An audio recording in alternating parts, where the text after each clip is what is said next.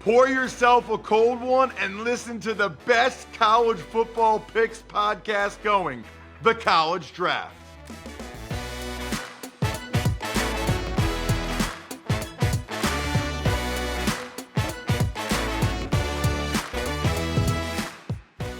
Yeah, it's Daddy Soda time here on the College Draft podcast presented by DraftKings.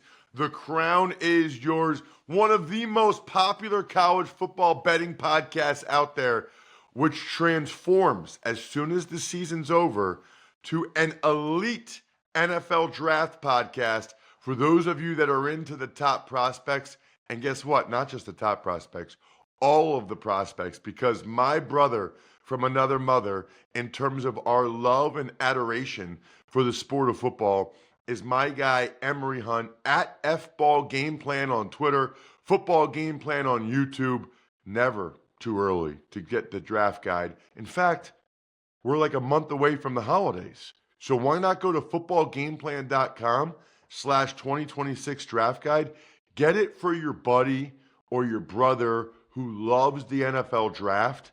They will be so happy. Footballgameplan.com/2026 draft guide. I am merely Ross Tucker, former NFL offensive lineman, called the Eagles and the Lions game last night, so I'm not working on a whole lot of sleep. Guess what? Nobody cares. It's football season. You know who's working on even less sleep? The coaches, I can assure you. So I will push through. Those guys push through. We do the same thing every week. We go over Emory's 10 bets from the week prior, just so you know how he did. And then we'll give you his 10 best bets for this week. Reminder on a couple things. You can always see these bets if you don't feel like writing them down while you're listening or watching youtube.com/RossTuckerNFL. You can always see these.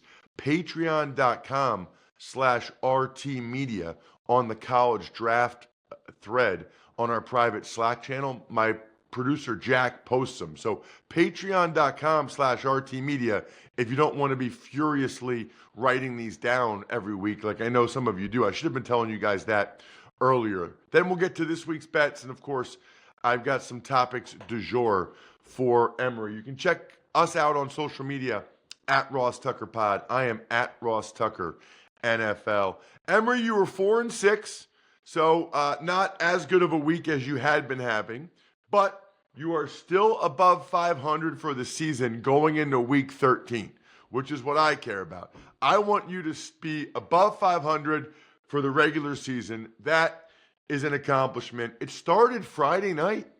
I was a little surprised that you took Clemson getting the 3.5 points at Louisville, who had been sort of a big game winner. I guess maybe Clemson wasn't a big game because they lost at home to Louisville 20-19. The Tigers finally got a pretty big win this year. And they found a way to win, man. And it was impressive to see Clemson find something, dug deep, found something, and remember who they were, and went out there and played a super competitive game against a Cardinal who was game to try to come back. But at the end of the day, Clemson's point of attack proved to be just a little bit too much. If you have been listening or watching this podcast, you know that nobody, and I mean nobody, has made more money off of Notre Dame this season than my guy Emory Hunt. It is unbelievable. I don't know what that's called, where you let it ride or you do the same thing week in, week out. But Emory once again laid the points with the Fighting Irish. I didn't think it was very smart. At Pitt, Pitt had been playing really well this year. College game day was there. Pitt had their best crowd in forever. Emory laid 10.5 big ones. Notre Dame won 37-15.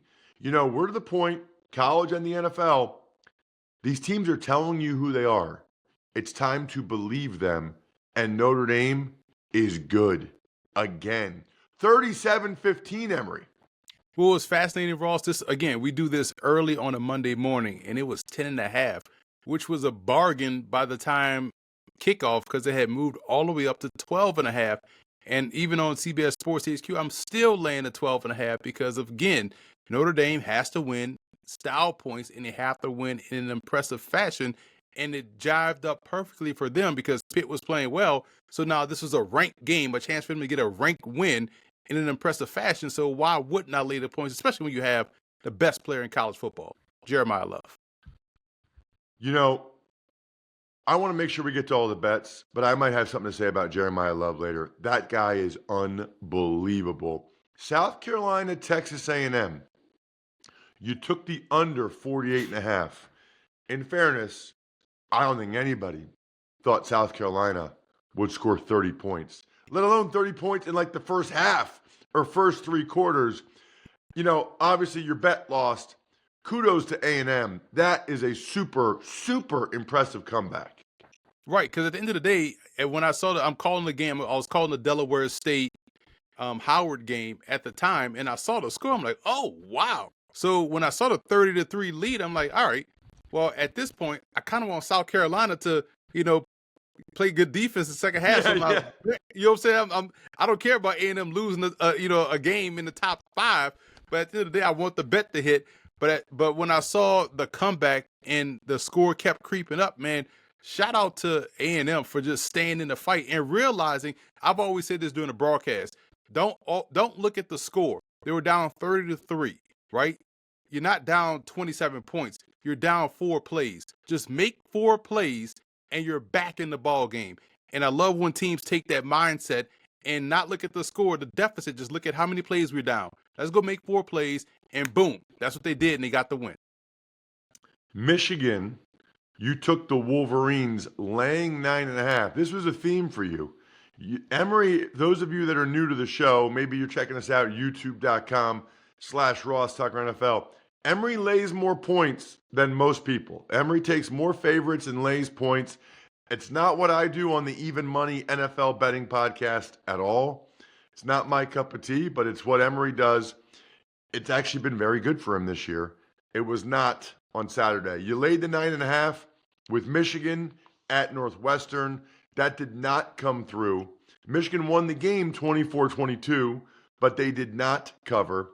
And then Alabama against Oklahoma, you laid the 7.5 with Bama. They lost the game outright. Kudos to Oklahoma, Emory. People earlier in the season were talking about getting rid of Venables, and obviously Mateer was hurt. They've kind of turned it around now. And Mateer was banged up, and their defensive pass rush was banged up. R. Mason Thomas wasn't 100%, yet it was the pass rush that completely won them the game. And with Ty Simpson, I'm noticing a trend with Ty Simpson.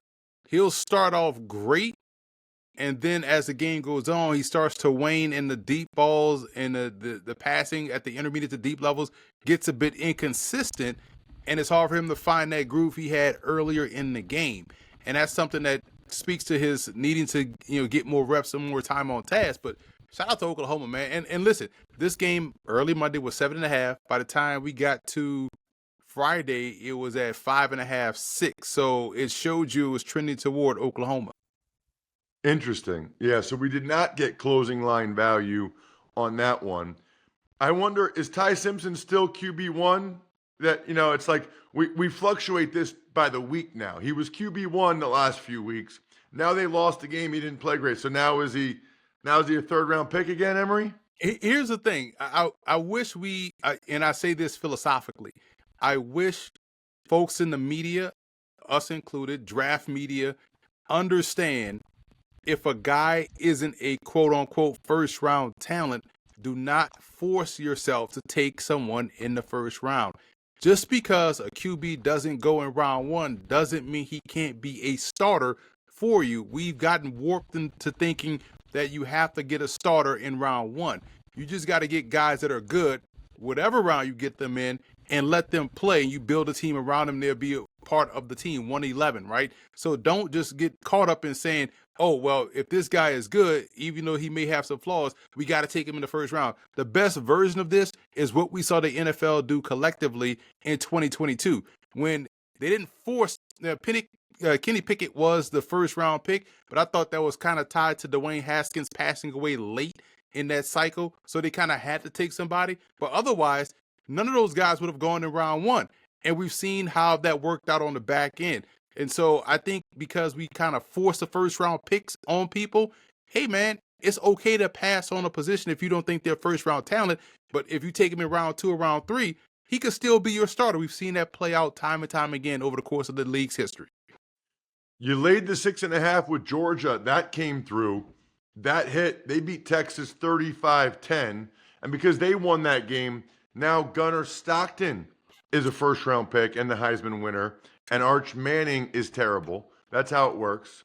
It's just the nature of football, I guess. I'm being facetious, but Right. The week-to-week nature. But you laid the points with Georgia. That came through. This one surprised me. NC State. I was with you on getting the 14.5 at Miami. Holy crap, Emory. Miami took them to the woodshed. 41-7. What happened to C.J. Bailey and your boys? Yeah, they really laid an egg, surprisingly, because they beat Virginia, they beat Georgia Tech, and here is another chance for them to slay a dragon. They went out there and played like they've played in other games outside of Virginia and Georgia Tech. So it's really baffling, but then this also reminds you that these are teams full of 18 to 22-year-olds that, can be inconsistent from week to week. Then we had Utah.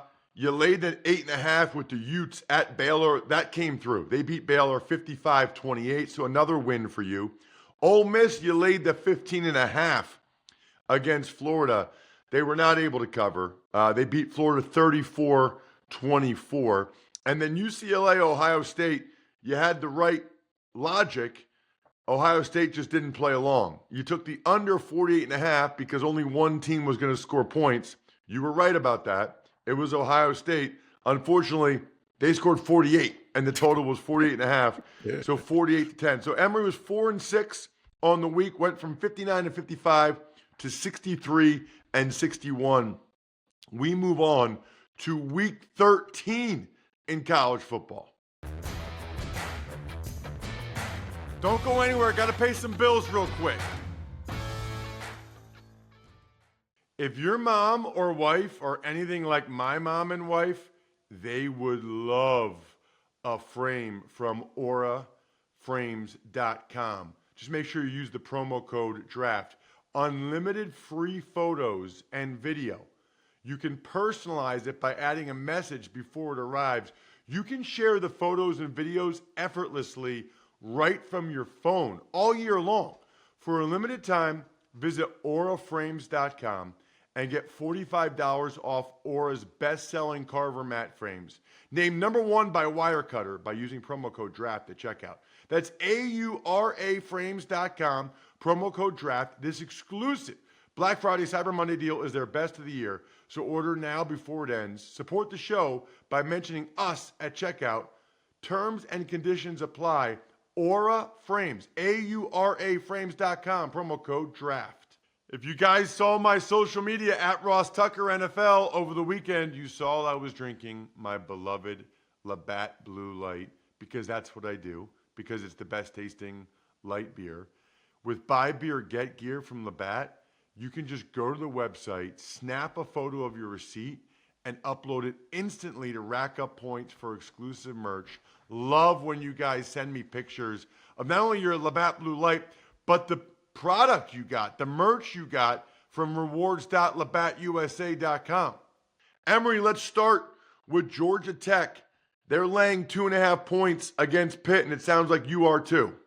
You know what's fascinating about this, Ross? It feels like every week you hear people online or see people online tweet about how, man, Haynes King probably can't throw, but they find a way to win. You can't question his toughness, his ability to run the football. But every time you look up, he has like 80% completion percentage and 350 yards passing and 4 touchdowns. Like, what are we even talking about? Like, how long does a narrative hang on to a player that has clearly superseded that narrative? He is playing phenomenal football. And yes, he is someone that, again, to my point earlier, if I am not taking a quarterback in round 1, I will take a quarterback like Haynes King on day 2 or day 3 and play winning football 10 times out of 10. Give me them versus Pitt. All right, Emory's laying the 2.5 with the Ramblin' Wreck of Georgia. Do they still call them that, or was that just back when we were growing up? Are they still the Ramblin' Wreck of Georgia It, Tech? it it depends on if you're of a certain era to still use the dual nickname. It's like calling Yale the Eli. You know what I'm saying? Dude, I remember Bobby Cremins, Yep. Kenny Anderson, Dennis Scott, Brian Sweatshirt, the Oliver. sweater vest. All right, what about, let's talk USC. Man, they got a big win against Iowa. Down 21-7 to the Hawkeyes. They come back in the rain. I'm curious, actually. Well, first of all, you're taking USC plus 8.5 at Oregon. Let's talk about that first. Yeah, and first of all, Tony lied to us, bro. I thought it never rained in Southern California, right? And here Iowa comes, and all they bring the weather with them along with their run game and defense. But I like how USC battled back, and what they showed me in that ball game is good toughness, good grit, good situational football, and I think that's why I like them plus the 8.5 against Oregon. I think we'll see a tighter game. They clearly have a pathway to make this thing very interesting with some late game heroics and late game schedules, the scheduling for them on the late game side of things. So this will be a lot closer than people think. So I will take USC plus the points. USC plus 8.5. Mayava's playing well, and those receivers are ridiculous for USC. Those guys are so good. I mean, I'm excited for even after the college football season for you and I to start to dive into some of these prospects. I don't even know if those guys are eligible for it yet. Maybe they're guys that need another year too, but I watch those receivers. I'm like in awe of them at times. You also have Charlotte, Georgia, the under 54.5. Yeah, this is the week where the SEC takes the entire week off. And this is a game where I do feel like, Georgia will be the only team scoring. They won't relent, especially what we saw them do Texas. It felt like every tackle and hit hurt. So when Georgia's playing like that on defense, good luck. So I could see this game. It'll be a tight sweat. I could see this one going 52-0, 53-0, 54-0, but it helps us go under 54.5. Did you see the quotes from Kirby Smart? Some of these guys just want to check. At Georgia, you want to check, you better hit somebody. Dude, I love that. Perfect. That got me fired up. All right. So he's got the under 54.5, Charlotte, Georgia. Tennessee is at Florida. By the way, Florida might have the toughest schedule I've ever seen in college football. Every week, Florida is playing a really good team. It is crazy. I mean, crazy. Tennessee's laying 3.5 against the Gators. Yeah, I'm taking Tennessee in this one. And this was unfortunate because last year at the end of the national championship game, I was on CBS Sports HQ, and they asked for a very early prediction. I was like, you know what? A bold prediction. I said Florida's going to go to the playoffs. And it was based on the logic that their defense would be better. Lagway would take a significant step forward, and they had a lot of good players coming back at wide receiver. And I felt like this would be the time Billy would turn it around. But man, when you see how they played out of the gate, you like, wow, this is, and Lagway missed damn near all the spring. It's like, all right, so this was a bad prediction, bold prediction, but yeah, it's tough for their schedule. But at the end of the day, these are the breaks. This is why you signed up to go play in the SEC. I will lay the points with Tennessee. Laying the 3.5 with the Vols at Florida. Laying the BYU 2.5 at Cincinnati. All of a sudden, Cincinnati's dropped off now. Yeah, I can't trust Cincinnati from week to week, but BYU, along with Georgia, along with Notre Dame, along with Utah, is like, trust what you see. And they've been showing us a lot for a lot of the season. So I trust them here in this road spot, especially with the short number. By the way, I'm watching Tyler Algier run people over, and my brain doesn't compute BYU having like a guy go to the NFL as like a rock'em sock'em running back. Because when we were growing up, BYU never ran the ball. I mean, it was Ty Detmer. It was these guys throwing the ball all over the place in the Holiday Bowl. Arkansas, Texas. You're going over 55.5 with the Razorbacks and the Longhorns. Arkansas defense honestly played better considering the circumstances for Arkansas's purposes against LSU. But I still can't trust him. I think Texas rolls in this one. The points will find a way to hit the end zone for Texas.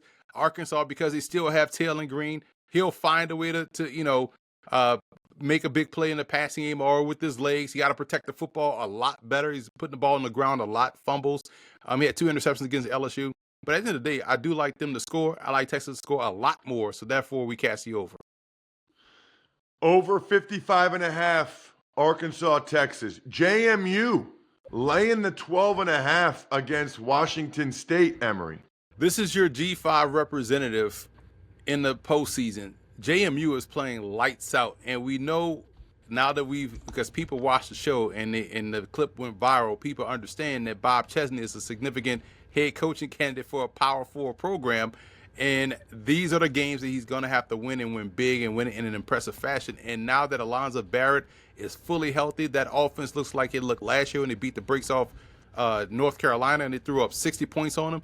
So they understand this is still even though they've now looked at Washington State as a G5 program, this is a Power 5 name. They still have some Pac-12 remnants around their name. So I expect them to blow the doors off the Cougars here. A couple things. One is Navy beating South Florida was big for JMU. Really big. What a bounce back for Navy after getting smashed by Notre Dame. And I've been told, Emory, and you're the one that had obviously the first person to talk about Chesney as being a big-time candidate for Penn State. I've been told that that's gaining steam. Okay, I can't tell you how I know that, but I've been told by reliable sources that is gaining steam. So we'll see. That gaining steam doesn't mean that that's going to happen, but that's what I've been told. Utah, K-State. By the way, I know people that know things. Utah, K-State, over 53.5, Emory. Utah is looking like a juggernaut right now, so I like them to go over this. Plus, K-State still has some punching power, so they'll find points too. I can see this being a 34-20, type ball game, 35-21 type ball game, so definitely helps us cash this over here. Utah, Kansas State, over 53.5 for Emory. And then you got Louisville. You got the Cards bouncing back. They're getting 3.5 at SMU.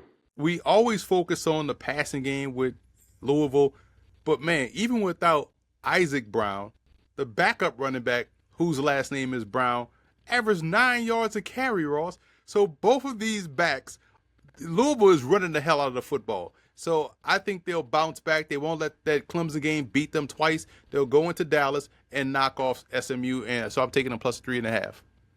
Even if they don't knock them off, your bet still wins, getting the 3.5. Then Notre Dame, Syracuse. The total's 51.5. What are you doing, Emory?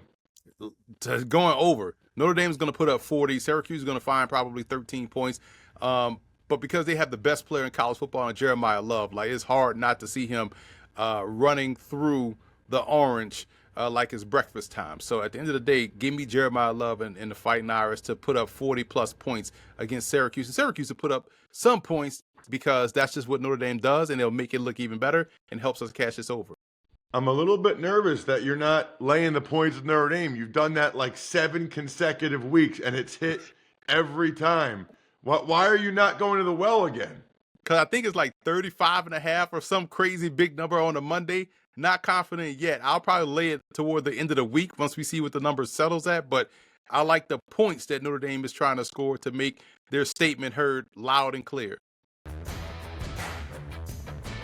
Time to finish this episode strong right after this.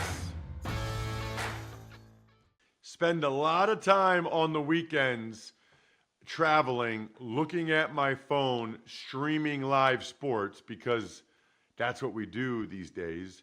And nowadays, Fox One has their own app, so you can stream your favorite live sports and be there for the biggest moments. They got all kinds of college football, including obviously big noon kickoff.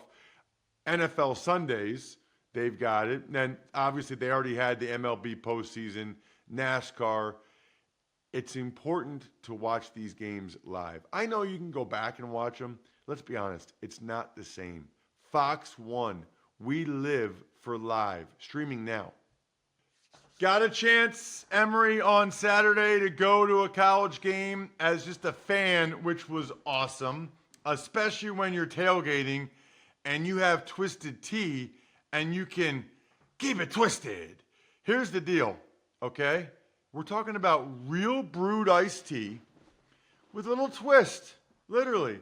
It's got that smooth, full flavor you actually want on game day.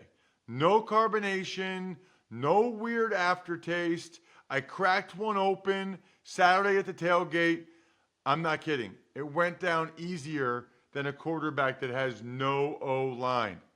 So when you're getting ready to root for your team this weekend, don't forget to stock up on Twisted Tea and keep it twisted. Right now, it's 34.5 for the Fighting Irish at home. As a reminder, I don't know why I wasn't telling you guys this more earlier in the year. Maybe I forgot that Jack was doing it. If you go to patreon.com/RTmedia and become a Tuckheads member, you get access to our private Slack channels, including the college draft thread, where you can see all of Emory's bets every week and not have to write it down. So for $10 a month, what do you have, 2 more months left? Just go to patreon.com/RTmedia. Save yourself a bunch of time. It's funny, Emory, watching some of the things that Jeremiah Love did on Saturday against Pitt, and really he's done every week, and then calling that Lions-Eagles game last night for Westwood One and seeing Jahmyr Gibbs. I remember you were the first person that told me about Jahmyr Gibbs when he was at Georgia Tech, and nobody knew what he was doing there. Then he transferred to Alabama, blah, blah, blah. You also were one of the first people to say he's worthy of a first-round pick, a high first-round pick. No, you can't do that. He's a running back. No. You don't think every team in the NFL would take Jahmyr Gibbs with a top 20 pick right now? Emory, I was at the game last night. He plays at a different speed. And honestly, the Lions messed up by not giving him the ball more. I mean, and that might be Jeremiah Love now from Notre Dame. Yeah, in a bigger package. And what's crazy is that, the thing about Jahmyr Gibbs that really stood out to me was that you can see his acceleration. The long run he had where he cut back across the middle of the field, like you see him getting faster. You don't normally see people accelerate like that unless you're watching the 100 meters in the Olympic track and field. And so with Love, you're seeing him do the same thing in an explosive manner in a bigger package. Like, it's just crazy how many long runs he rips off. And so therefore, I am taking him with a top 10 pick, top 5 pick. He is of that Saquon Barkley type caliber. Give me him all day long, because that's the type of guy that you build an offense around that can hit the home run from anywhere on the field. Home run anywhere on the field. And by the way, his blitz pickup's been better too. Mm-hmm. And he gets the ball. He's not afraid to be physical. I've been loving it. I love Emory Hunt every week on this show. Reminder, patreon.com/RTmedia to see all of his bets. Follow him on social media at FBallGamePlan on Twitter. He's got a terrific YouTube page as well, Football Game Plan. We're youtube.com/Ross Tucker NFL. Highly encourage you to not only subscribe to the audio podcast or YouTube, but turn notifications on so you get all of Emory's bets before the lines move. That is clutch. I'm at Ross Tucker NFL. We are at Ross Tucker Pod. The keg is kicked. We're all tapped out. Thanks for tuning in to College Draft. Make sure to also check out the Ross Tucker Football Podcast, Even Money, and Fantasy Feast, all on the DraftKings Network, YouTube, or subscribe to the podcast on your favorite platform.